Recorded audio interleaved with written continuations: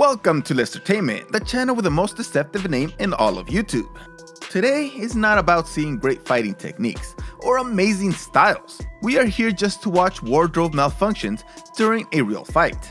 Come on, you know you have always wondered how many times it has happened, and I am here to say that it's not that many times. I struggle to find these 10, but I am sure that there are more in the more obscure fighting promotions.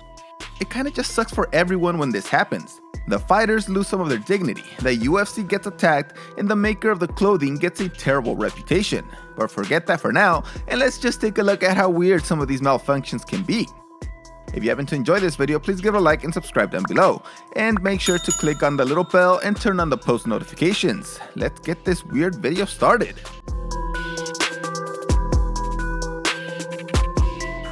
First, we have the 2015 event where Elizabeth Phillips and Jessamine Duke were having a bantamweight fight on the Dillashaw vs. Barao 2 card. This actually happened weeks after the UFC and Reebok announced the fight kits, and they quickly got criticized because this never happened when the fighters had a chance to pick up their own attire. It actually happened twice in this fight, which is just embarrassing for Reebok's quality, and it happened to Phillips both times. The first time was in the first round. She's going to get neck cranked here, but Jessamine might be able to turn into her if she can get that left shoulder under.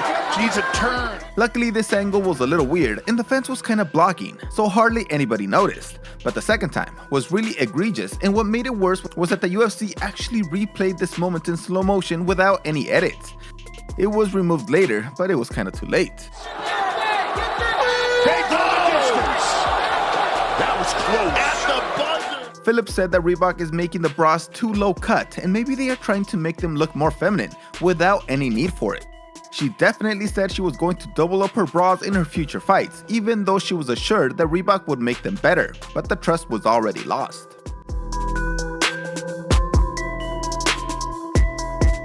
So this is one of the tamest on this list, but it's a really weird one because most fighters use compression shorts under their gear, but Alexis Davis decided to go out there with a thong in her fight against Shayna Baszler. Anywhere that's what I mean. Can she get through it? She almost had it. Shayna Baszler's face. As soon as Davis took Baszler to the ground, her sexy choice of underwear became visible, and this happened for the entire fight that ended in the third round after Davis was able to climb on Baszler and get the choke in while having the wardrobe malfunction. Oh yeah, Alexis is bleeding from her nose. I don't know what to think of this because as a fighter, she should know that she is going to get into a lot of positions that are going to show off the whale tail. If she just doesn't care, then that's good for her, because she should know that guys are going to bring this up forever, like me right now. Frankie Science was able to beat Merab Valishvili at UFC Fight Night 123 via a third round decision. It was a really close fight, but Science was able to pull out the decision. Some accidental headbutts from Science. Yeah, Science shut.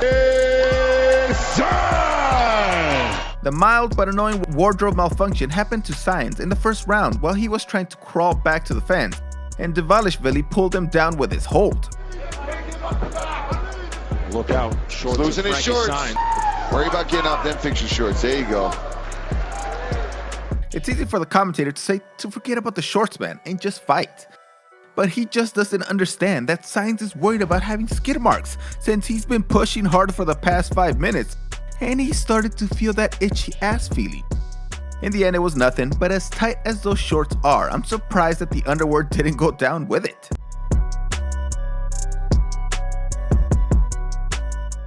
The bras from Reebok are low cut, but then you have these from the fight in the V3 fight. 13 pounds. She has a record of 1 win and 2 losses. 13 pounds. She has a record of 1 win and 1 loss. This is the fight between Rebeca Rottenberry and Deshima Rodriguez that didn't take long to expose the bra's fault when Rodriguez took and slammed Rottenberry onto the canvas in the first round. But the weirdest thing happened. Right.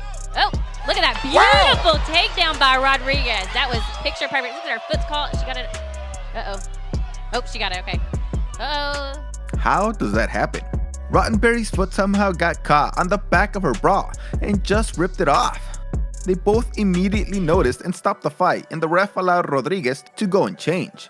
I don't know. She's going to fight in a she's going to maybe change with the jacket on. Okay, maybe so. Thank you to whoever, thank you, whoever in the... Rodriguez went on to win this fight with an armbar after getting another bra that seemed to be pretty loose on her.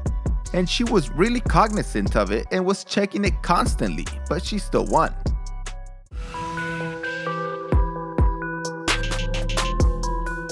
Again with Reebok and the UFC, they failed the women in the sport because at UFC Fight Night 86, Marina Moroz was taking on Christina Stanciu when Stanciu exposed Moroz. Nice combination there from Moroz. Okay? That's fine. Of course, it was a complete accident, and as you can see, Stanciu immediately stopped in complete shock because she exposed her completely.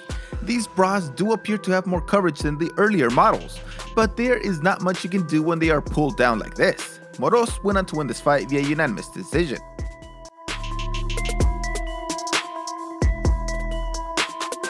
So Dennis Hofman apparently lost a bet prior to his fight against Brian Ebersol and had to fight in this blue Speedo. Hofman lost a bet and was forced to wear this to the ring. And what an unfortunate choice in shorts.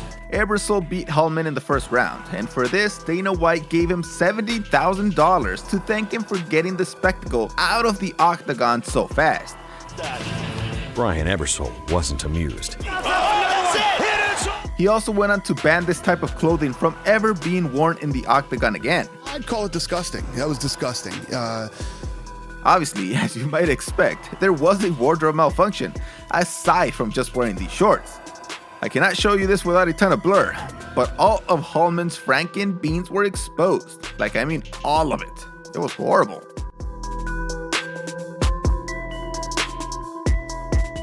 Angela Magana had posted naked pictures of herself online in the past, and during her preliminary fight at UFC 218, she suffered a wardrobe malfunction when she was fighting against Amanda Cooper. Technical, just muscle and just getting crazy.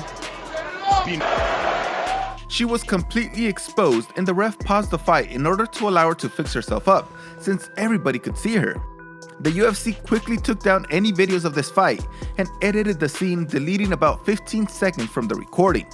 She was defeated in the second round via TKO. You gotta move from there. Stop. That's it. That's it. So Amanda. A year later, she posted a tweet showing how the bras from Reebok are failing again and called them out for not fixing it. Here we have a referee who was nice enough to keep the action going, even though Murad Abulaev was losing his shorts in this fight against Ali Bagaf.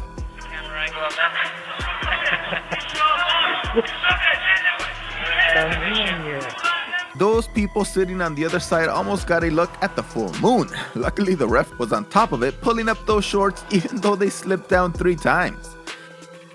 Murad ended up winning the fight, showing that you can fight with half your ass hanging out with no problem.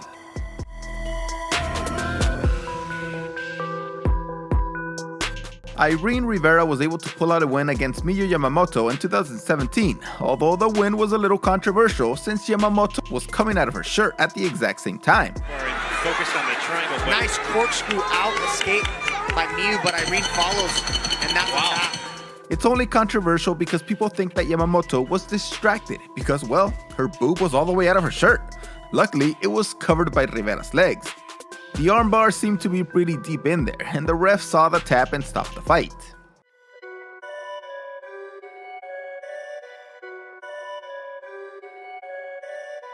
We end with a stand-up and very attentive referee in the fight between Norma Dumont and Ashley Evans-Smith.